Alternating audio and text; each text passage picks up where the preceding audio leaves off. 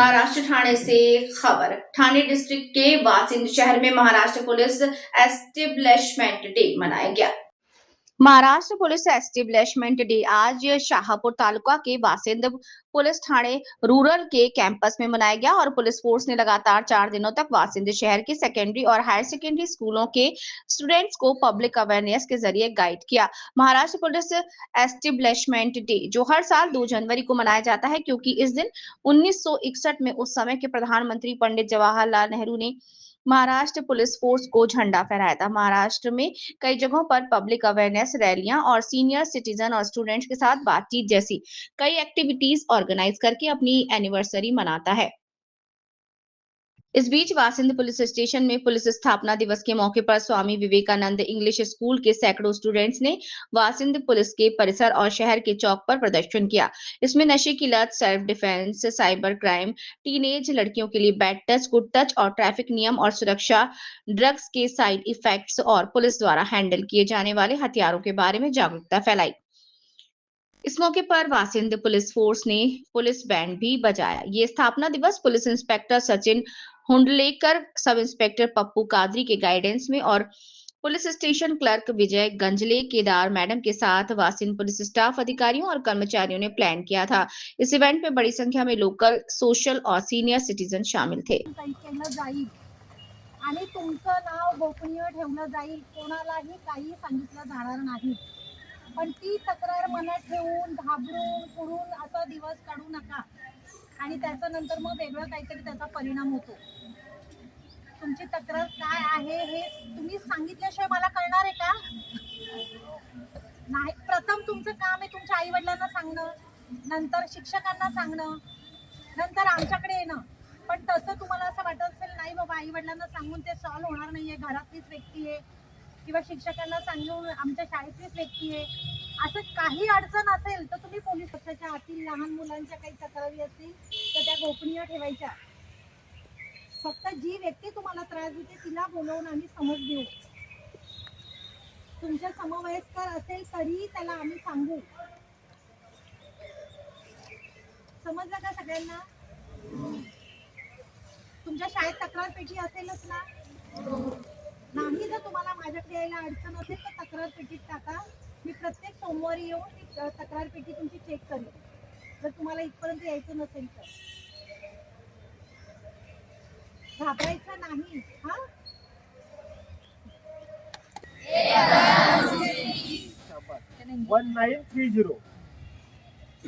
1930 लक्षात आलं? हा नंबर सायबरच्या काही तक्रार असतील तर त्यासाठी आहे आणि सायबर क्राईम रिपोर्टिंग पोर्टल सुद्धा आहे। National cyber crime reporting portal आहे, जे NCCRP म्हणून ओळखलं जातं। National cyber crime reporting portal, जे तुम्ही cybercrime.gov.in याच्यावरती तुमची सायबर क्राईमची तक्रार देखील त्या ठिकाणी नोंदवू शकता। जसं काही आहे आता तुम्हाला आणखी एक गोष्ट सांगायचं, तुम्ही एखादा गुन्हा केला, एखादी गोष्ट केली, आता तर तुम्हाला मी ह्याची गोष्ट सांगितली की तुम्ही एखादं चलन केलं असेल, तुमच्या गाडीवरती जर चलन असेल, भारत देशामध्ये कुठेही गेला की गाडीचा नंबर टाकला की त्या गाडीवरती किती चलन आहेत आणि किती ठिकाणी त्याच्यावरती चलन झाले किंवा किती ठिकाणी त्यानं कायद्याचा भंग केला आहे, मोटर वाहन कायद्याचा, ते ह्यामध्ये दिसून येतं।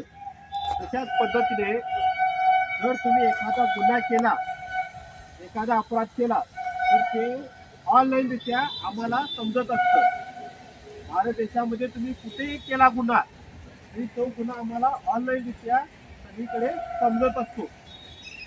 आणि याचा तोटा असा होतो, ज्यावेळी तुम्हाला नोकरीला 7.62 mm SLR आहे, त्या जेव्हा आपल्या मुंबईवर दहशतवादी हल्ला झाला 26/11ला, तेव्हा आपल्याकडे 303 होती रायफल।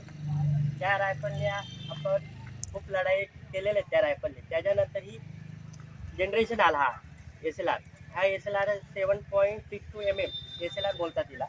या SLR मध्ये आपण एकदा 30 राऊंड भरतो आपण एकदा, आणि एकदा एक बटन दाबलं, आता हा फिगर पॉईंट आहे, हा एकदा दाबलं की तुमच्या 30च्या 30 गोळ्या ऑटोमॅटिक फायर होणार, ही SLR बोलली जाते। हे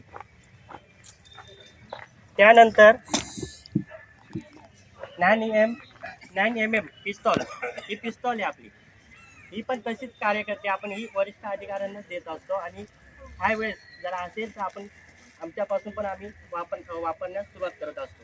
तिचं पण ही मॅगझिन असते, हिच्यात पण 9 mm च्या गोळ्या असतात. आपल्या ॲम्युनेशन बोलतो त्याला, राऊंड बोलतो आपण त्यांना. ते याच्यामध्ये भरल्या जातात. त्यानंतर भरल्यानंतर हे अशी टाकली जाते, त्याच्यानंतर कॉक केली जाते.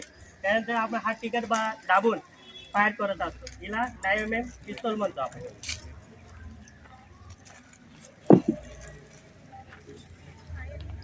ही 9 mm कार्बाईड ही तुम्ही बघितली असेल पहिले.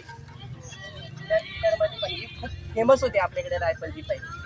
कारण कुठे VIP असेल कोणी असेल तेव्हा ही आपण पिक्चरमध्ये बघितली असेल. हिरोच्या बॉडीगार्ड येते असेल तेव्हा ही अशीच असते अशी, जेणेकरून ती तिचं पण सेल्फ डिफेन्ससाठी वापर केला जातो आपण. ही पण 9 mm कार्बाईड आहे.